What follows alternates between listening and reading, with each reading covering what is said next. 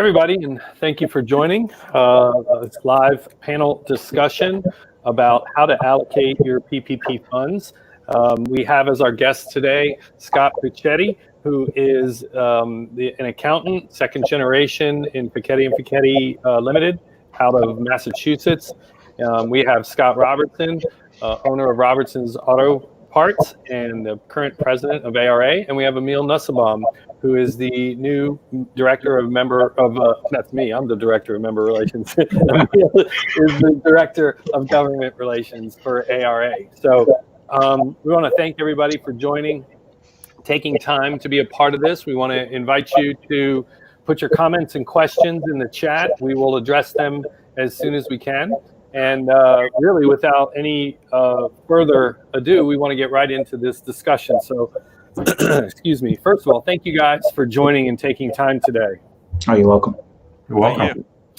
So I want to fire a couple questions at you guys just to get the conversation going. So first off, Scott, I kind of want to address. Unfortunately, Marty could not make it with us today, so we're going to miss him. But we decided to move on and do this the best we can. So we appreciate his willingness to participate and the unforeseen circumstances that kept him from being here. So we're sorry for that. But Scott, you've already received your PPP funding, correct? Correct. Yes, I have, Vince.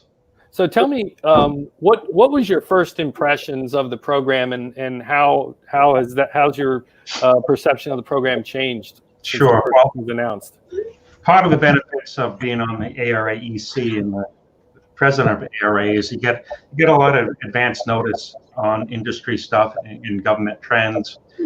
I had some advance notice of this program, and at first I was pretty skeptical of it. You know, I labeled it loans for losses.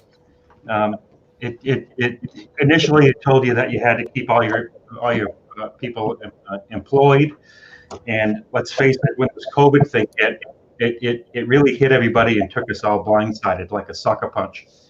Immediately, my sales were down almost 50%, if not a little bit more. The Northeast was hit really hard. And when that happens, you really have to do triage. You got to keep the ship afloat. Mm-hmm. So naturally, a lot of us cut expenses. But as we got more and more information from this about this program, you know, I looked at it in a different light. It's really a huge lifeline that the government's given us, the small businesses. And if you were fortunate enough to get your money, it's definitely a game changer. That's great. Well, good. So it's interesting to hear how your perception changed as the program details began to unfold. And so we know that we've seen a lot of information come out, a lot of information change what the previous information said. So Scott, Emil, whichever one of you guys want to jump on into this one, but the SBA has been releasing these question and answer documents, right? And they keep releasing them. How many have we seen so far? Well, currently, as of this morning, they're up to frequently asked questions number 37.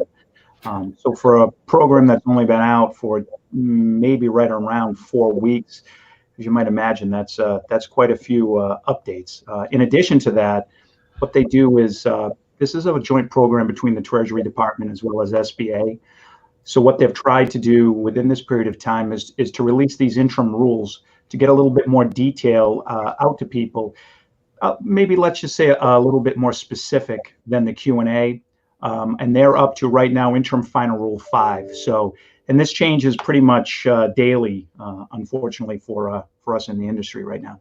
Yeah, imagine it's a lot. You guys are constantly keeping up on the newest document, and imagine that you have to cross-check it to see if something new is contradicting something old, right? Correct. Yeah. Scott, what was the process like? How was it a difficult process to make the application and go through the process to get the funds? I personally didn't do it. While I had advance notice, I had one of my employees that does a lot of the accounting get it and get all the data in advance. Okay. So as soon as the bank was open and could accept our application, we were ready to go. A lot of companies, I think, were caught flat-footed and had to scurry for information and had to scurry to try to get that data uploaded into the bank, and that might be why they were shut out from getting the loans. It's true. I ended up doing quite a number of applications for clients, and one of the difficult parts is the information was sketchy when it first came out. Also, this isn't something that you can go right directly to the SBA website and apply for, like one of their disaster loan programs. You actually have to go through your commercial lender. Each commercial lender adds on their own layer of information that they're requiring. So it was difficult while we were trying to put packages together for our business clients to give them exactly what each bank would want, because in some cases, each bank added, or like I said, a little bit additional layer of information they required. Yeah, I was in talking with people I know, even out, obviously this is not an industry specific process. And I have personal friends who are entrepreneurs, who small business owners. And I quickly began to see where, you've got the SBA creating the guidelines, and then you've got banks overlaying that with their own conditions, really. And so I think one of the most common ones was, do you have a business account with us? Do you have a business line of credit with us? And I know several people who they wouldn't even talk to them unless they were, they were doing that kind of level of business with the bank. Emil, let me come to you. I want to ask you, what are you seeing on the political side of this situation, and how is that unfolding? So I'd say on the political side, from what I've been seeing, is obviously the first round of money that was allocated by the Congress was $350 billion. Those funds were depleted very quickly just due to the popularity of the program, the high volume of applications filed. And then this last round, which President Trump signed, another $320 billion for the PPP program. And, Congress really has kind of shifted at this point off of, providing quick capital to small businesses. And, it looks like after this round of funding that the program will most likely not receive any more funds, because Congress is moving on to helping to bail out small localities as well as the states. Also, kind of on the political side, you see that the administration isn't happy that some big companies that technically had fewer than 500 employees, such as the LA Lakers, for instance, received PPP funds. And as of now, Treasury Secretary said yesterday, actually, that they would be auditing any PPP loan over $2 million. Well, that brings up a good point. I was going to ask, who will be doing the auditing?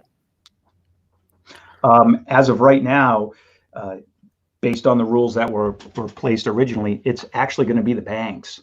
So one of the things that I've been trying to do for my clients is develop different techniques to make it as simple as possible for the bankers who are going to have to really enter into a new realm they've never been into before as it relates to cross-referencing some of these expenses. So unfortunately for our banking friends, it looks like it's going to be them.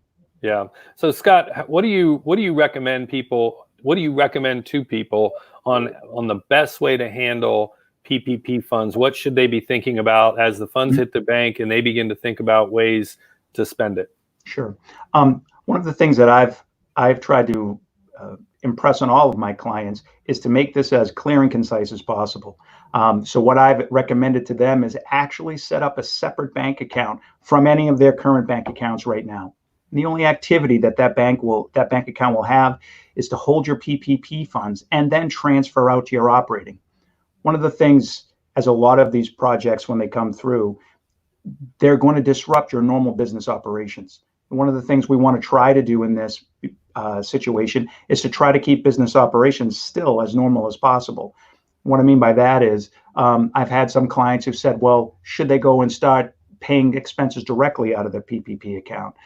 Should they start moving money so that it's easy to track from a separate account? And I'm recommending not to do that. First of all, it disrupts their normal business activity. If they have to go back and find something 6 months from now, 12 months from now, which bank account do you look to? So it makes it kind of difficult. So what I've recommended is just to create this PPP account, to only hold your funds and then to transfer amounts over when you have qualified expenses. That's where there is a real clear and concise tracking of your dollars out of your PPP account into your operating. Now that actually covers two reasons, because there are two pieces to the PPP program that you want to make sure you follow. One is your overall compliance. When you signed your PPP documents, you actually said you were only going to spend that money on specific items. If you mix that within your main operating account, it might be hard to see that. Secondly, the big thing is your forgiveness. What is your forgiveness amount going to be? Well, by only having your funds transferred out of your PPP account, and that's basically the only activity you have, not only can you dictate to the bankers, who would, again, it seems, as we talked about previously, be the ones auditing, not only will be able to show a nice tracking of that, but also at the end of your 8-week window, you'll be able to look right to that PPP account and say, well, okay, here's the amount of money that I didn't spend that won't qualify for forgiveness. Well, let me ask you a question, and this is straight from one of our viewers and a fellow executive committee member, Shan McMillon. She's asking, we're seeing a lot of changes and updates almost daily. We talked about that earlier with the SBA putting out the Q&As and the FAQs. Do you think, in either of your opinions, Scott, Emil, could we expect changes to the requirements for forgiveness as time goes on? I don't know if you're going to see changes specifically to the rules. I think you're going to see additional clarification of the rules.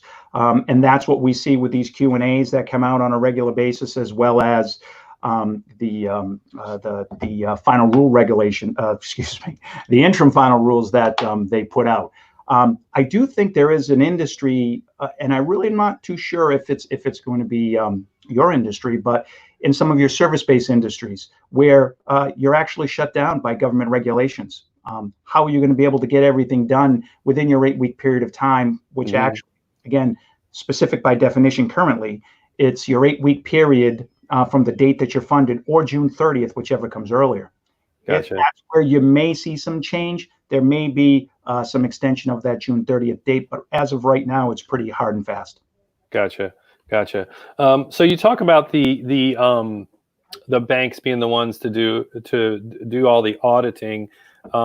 Emil, what are you seeing from the bank side? Like, how are the banks performing up until now? If that, so we can kind of determine how well are the audits going to go? How well have they done so far? What kind of a grade would you give them?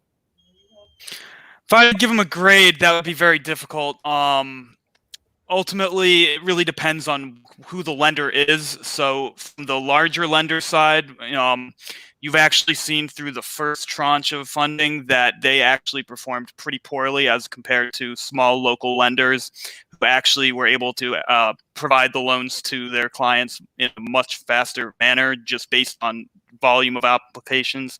So I think by the end of the first tranche of funding, you had like Bank of America had 300,000 applications that they basically weren't able to touch just based on, the SBA site not working well enough for them to process the loans. And then just to display that, you had JP Morgan last Wednesday, before the president even signed a new round of funding for the PPP program. You had them send letters to their clients basically saying that if you're kind of not in the front of the line, you should actually go apply at a smaller bank and a smaller lender. And this was before the funding was even cleared by the president. And that's pretty outstanding if you ask me. Yeah. And then also for this round, just in 3 days, you've already had, I saw just a few minutes ago that they've already distributed $90 billion and processed 960,000 loans. And, if I had to offer any sort of recommendation, it would be that if you're still trying to get PPP loans and that you're still trying to wonder if you're at the head of the line or not, if you're at a larger bank, I would recommend going to a smaller bank, because even last night, the SBA opened up an 8-hour window where only smaller lenders could process their applications through the SBA website.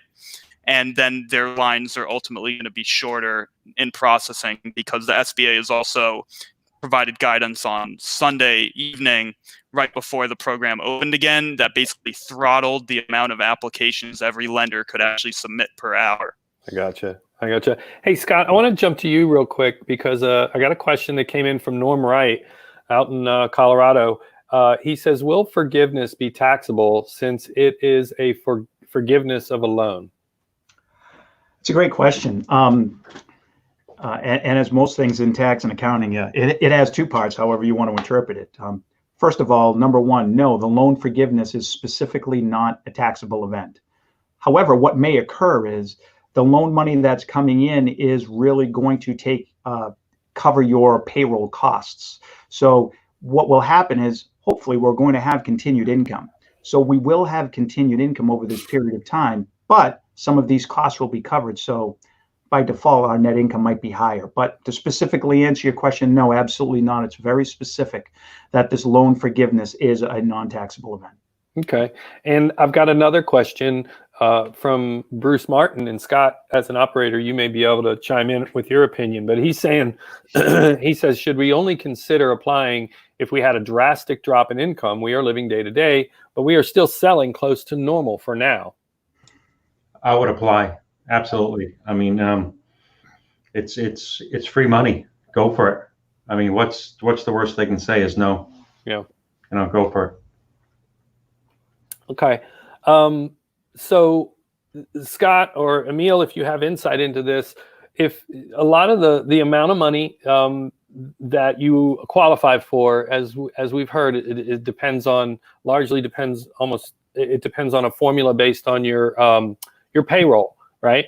So which is determined by full-time employees and all that. So the question is, if your full-time employees, if your FTE number has shrunk because of what's going on, how long do you have to restore your FTEs back to pre-COVID circumstances or the circumstances that you based your calculations on? I think you're right, Vince. In a lot of cases, people sometimes forget that this whole entire process or the whole program was specifically to get people back to work.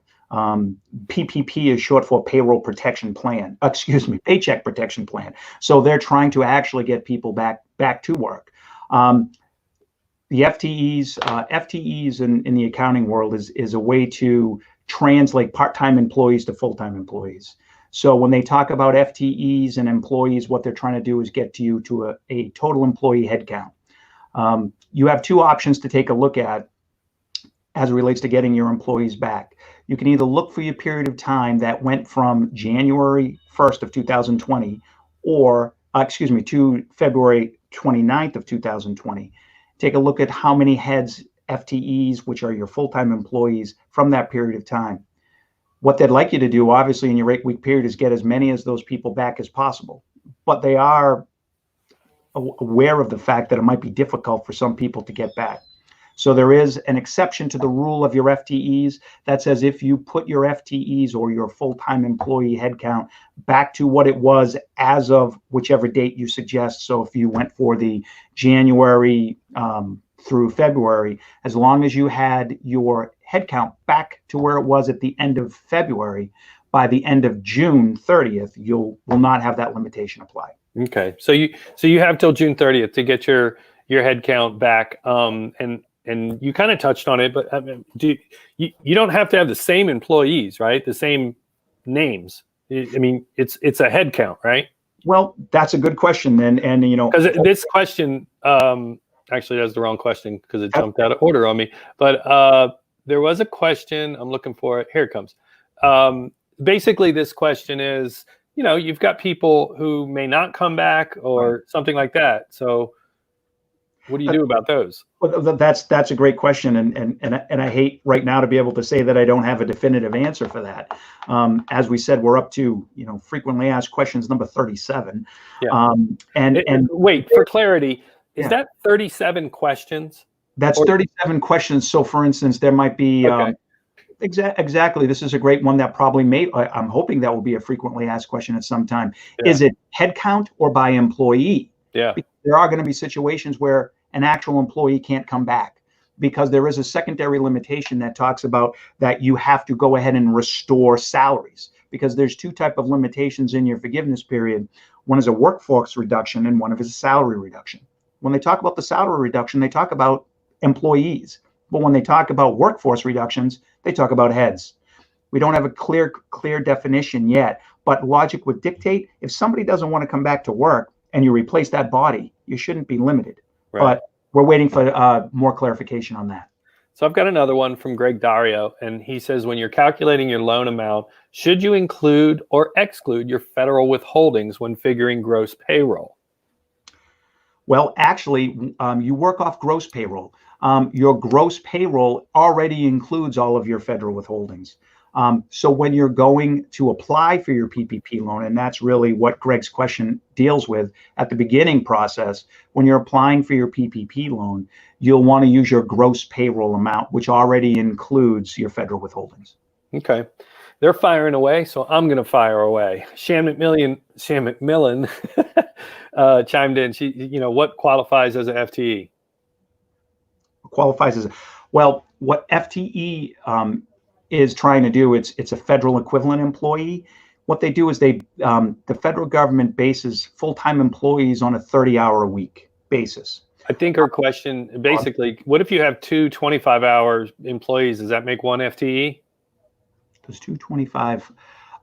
It depends on how many hours they work throughout the week or the month. If you're looking at your part-time employees, you'd be looking at a month time frame, which would be 120 hours. If you're looking at a weekly, it would be 30. So it depends. I can't really answer that question because I don't know how many hours they're going to work through the period.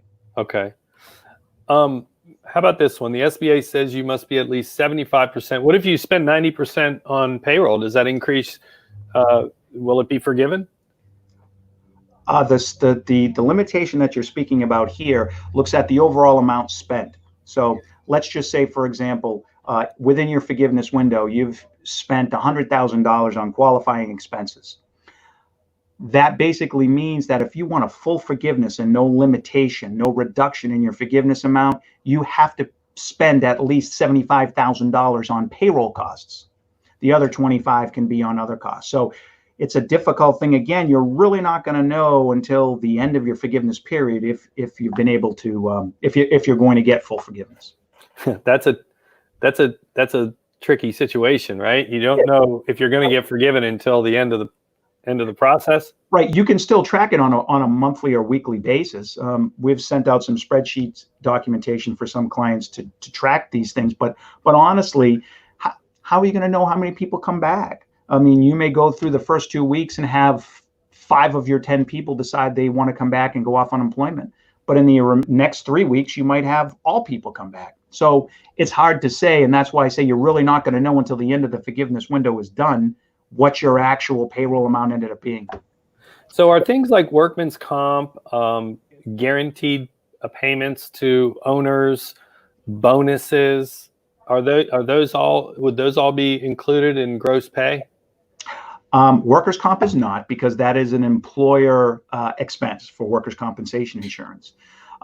However, you're talking about a guaranteed payment to partner, and that's a whole different picture. So I'll try not to have too many people fall asleep all at once during the webinar. I'm thinking that's not part of what we want to do.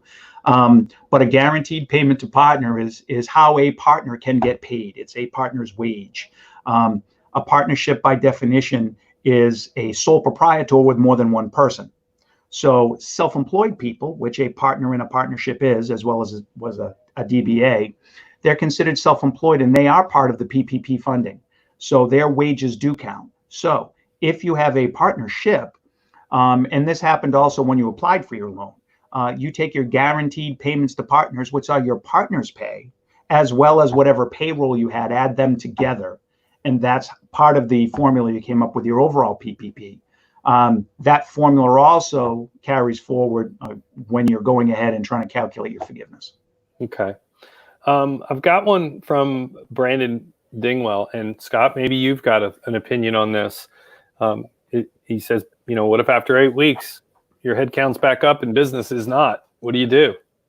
Yeah, Brandon, that's a great question, and I posed that question many times. If we knew when the end was going to be with this downturn, we could better plan and better spend the money. I am a proponent of not spending all my money and maybe taking some of it as a 1% loan that I could, spread out over the next 6 months, over the next year, because this sickness might come back in the fall with a vengeance. Yeah. And it might hit us broadside again and knock us out. So I am of the opinion not to spend all of your free money, and maybe keep some of the kitty for future use. Scott, how do you think this loan is going to impact your ability to do business over the next several weeks and maybe even several months versus if it wasn't there at all? I've said this is a lifeline. If you haven't applied, apply today. You should have applied a month ago.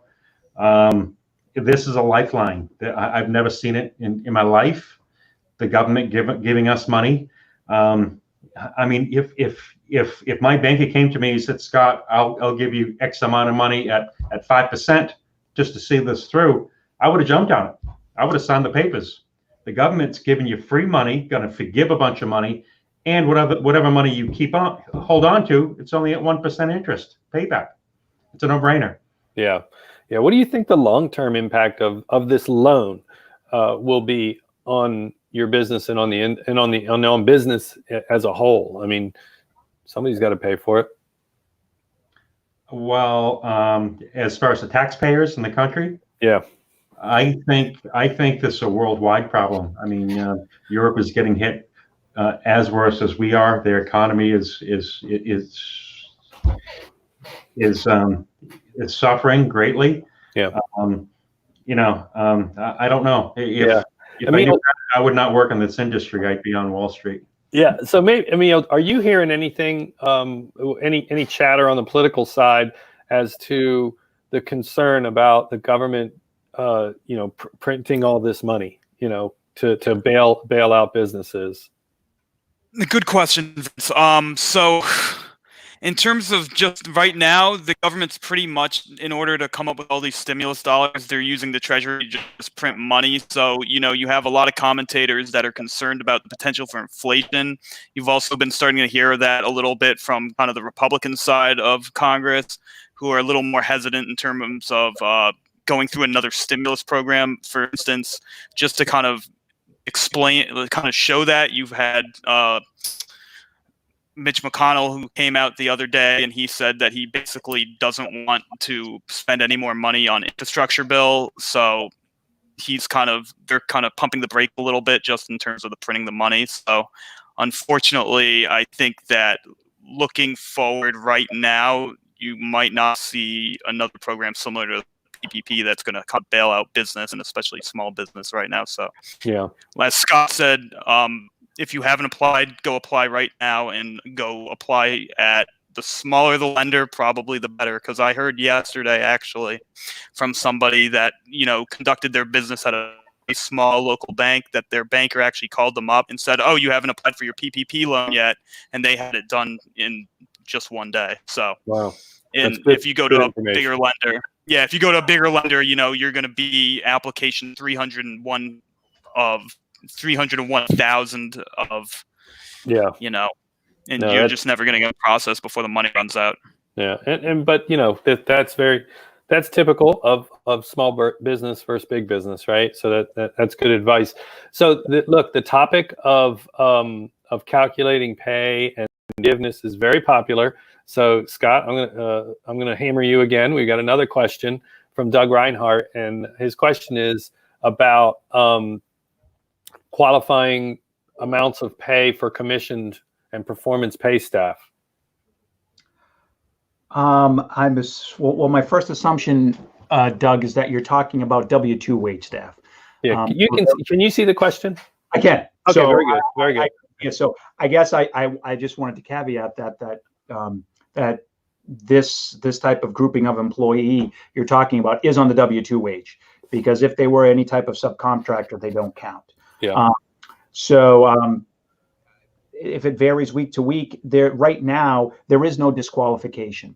The overall disqualification would be if you have an employee that makes more than $100,000 a year, you have to put an overall limitation on it, like you did when you set up your original PPP loan.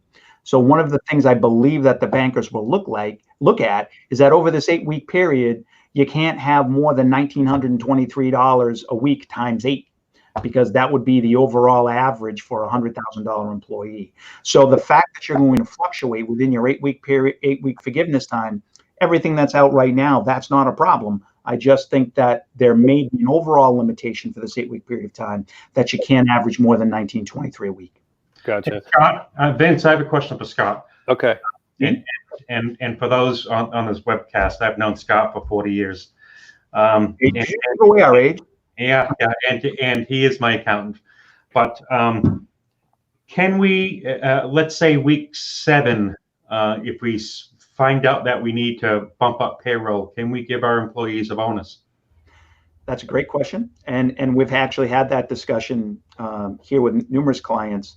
Right now, maybe we'll be up to FAQ number 45 by that time. But everything that we see, there is no limitation. They're looking at that 8-week period of time as your window. Now, what you may do within that window, you're fine. I believe, again, as I said before, I think you're just going to have that overall limitation of not more than 1923 a week. Now, if it just happens to be that to get to your 1923 or your average of 100,000, no greater than 100,000 happens to be in week 6 and 7, there's nothing that I see that says that's a problem.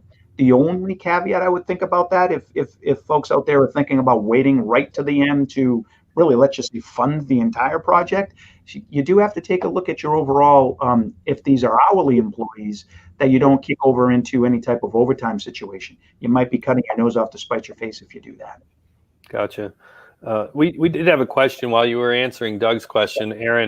Aaron Kolb asked the question about contract labor, but I think you addressed that. If it's 1099, they're not included, right? At least in the forgiveness, is that the way I understand it? Actually, Vince, it was in both. That was, one of our big questions right when this got rolled out immediately was, how do you treat subcontractors? In a lot of people's businesses, a subcontractor is an integral part of their workforce. They came back out and said, as in one of their frequently asked questions, that subcontractors do not qualify not only for the PPP loan, and since they don't qualify for the PPP, they don't qualify forgiveness. And the reasoning behind that is that they said that those subcontractors can file their own PPP application as either a sole proprietor or they may even be a corporation. So that's why they're not included in your specific calc. Yeah, I remember when we first started talking about this, they were included, and then very quickly they said that they're not included. But that's a very logical explanation for why they would not be included. I'm going to throw another question up. So Greg is asking, can you add employees' contribution to IRA on top of the 1923? Yes, because that is, so you know what, Greg, hold on for 1 second. I want to make sure I'm following. I'm thinking that Greg means the employer share of the retirement account. If you're talking about an employer's share, the answer is yes. An employee's share that they contribute to their retirement plan is part of their gross already, which would be part of the 1923. So I think what Greg is alluding to is, can you go ahead and on top of the average of 1923 a week, make an employer's share to the retirement contribution and have that as part of your forgiveness? The answer is yes. And in addition to that, don't forget the employer's share of health costs for a group health plan also qualifies for the forgiveness and a proper funds. Very good. Well, look, guys, I appreciate it. It seems we've gotten a lot of activity and questions, and we had questions prepared that we've kind of gone through, and you guys have been a great help. I think this has been a really valuable 40 minutes has already gone by. So do you guys have anything else you want to share that I haven't asked you about before we close this out? And just to the people watching, if you have any questions and you think about asking a question, fire it away, because we're going to go around the horn real quick. If any of my guests have anything to say, we're going to spend a minute there. Otherwise, we're going to round this out. So you guys, is there anything that we haven't covered that you think we want to get out there? No, I think, like I've said it before, we don't know when this is going to end, what the new normal is going to be. We might be in the new normal. So the new normal might be the reduced sales that we have right now and what we're experiencing. The new normal might be a reduction in your workforce. if this is a moving target, you might have to modify your business plan. I've already looked at modifying my business plan. So you have to look at the big picture. You have to, I think the most important thing you can do right now is get to a break even. Make sure you're not leaking, taking on any more water. Get to a break even in your business, and then you can modify your game plan and your business model to how you're going to make money in the future. Yeah, look, Scott, I would think, and you probably know much better than I do, but I would think there's a direct line between hours driven and the condition of your business, right? And as we begin to see people go back to work and maybe even start taking a vacation this summer, and we start to see that hours driven go up, people drive, the longer they drive, the more frequently the accidents are going to occur. Cars are going to get totaled. They're going to go to the auction. They're going to land there. And so the cycle begins to feed itself again, right? Yeah, we've seen a bump in business, I think, because people have received some of the stimulus money. People have received some of the extra unemployment money, and they're fixing their car. So the last couple of weeks, we've seen a big bump, a big increase in phone traffic and walk-in traffic. But if this thing hits us again in this fall of this winter, what's going to happen? Are people going to get spooked? Are people going to go like at our GMC truck dealership? Are people going to come in and buy a $75,000 truck? Well, they're going to fix their existing truck. I mean, I hope they fix their truck. My cousin and uncle hope that they buy a new one. So, yeah. Scott, we've had a little bit of flurry of questions. So this is one that I've seen a couple times. Norm's asking if your lease includes property tax. Is that part of your rent expense? I think what they've said that they're going to do, and again, this goes back to again a little bit more detail. What I've read in some of the questions related to rent, they're going back and they're actually looking at your lease agreement. So what I would say for Norm is if your lease agreement includes the fact that property tax is included in your rent and it's part of your lease agreement, then you're good to go. Good. All right. How about this one from Connie? Can we have a short-term rate increase for all employees? I'm assuming she means like a pay increase. I've seen nothing that would disqualify that. It's perfectly fine. Very good. And then Marilyn's asking if you could go over what would fall under utilities. Specifically, they have an over-the-road truck drivers. Would gas be considered a qualified deduction? My answer to that would be no. When they're talking about utilities, my interpretation right now of a utility cost would be your heat, electric, oil, water, gas, and sewer. And when I say gas, I mean your utility gas, not your fuel gas. Got you. If you're in a state where the governor has limited the people, 50% of the people, how do you qualify for the count of employees? That's a great question. No answer yet. That's where we're hoping that one of your viewers, or maybe it was you, Vince, asked right at the beginning, do we think that there might be quote unquote changes to the rules? That would come under one of the changes to the rules. You look at a state like Massachusetts, and again, the industry that right now is being hit quite hard. Now, I'm guessing it's across the country, is your food service industry, your restaurants, your taverns. They can't open. And even when they do open, they may be under limited amount of occupancy that they can have. It's almost impossible. You're setting them up for failure to be able to even make it through their forgiveness window when you can't even open until May 17th. So hopefully that's one of the rules that changes coming forward. Okay. Let me see here. If qualifying PPP type expenses prior to receiving PPP are paid during the time funds come in, will they too qualify? Good question. My current interpretation is it is window specific. So if you have an expenditure that is a qualifying expenditure and it occurs within your window, then it is my interpretation currently that it qualifies. Now, if you go and try to prepay 12 months worth of utility costs, do I think that may be a problem? Yes. But as everything stands right now, that may be, again, one of the clarifications that come down the road. But as it stands right now, my interpretation is what occurs in your window. But don't forget, you still have to come under that 75-25 overall limitation for your blend to get full forgiveness. Okay. All right. Well, look, I really appreciate your time. We're coming up on our window here, and Scott, if you have time, there might be one or two other questions in our comments.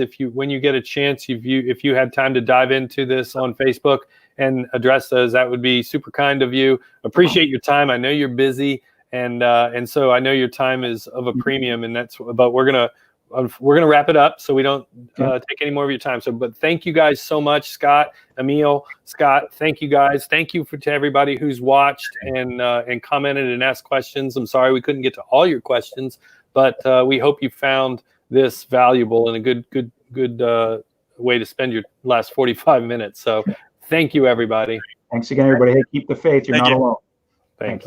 Bye.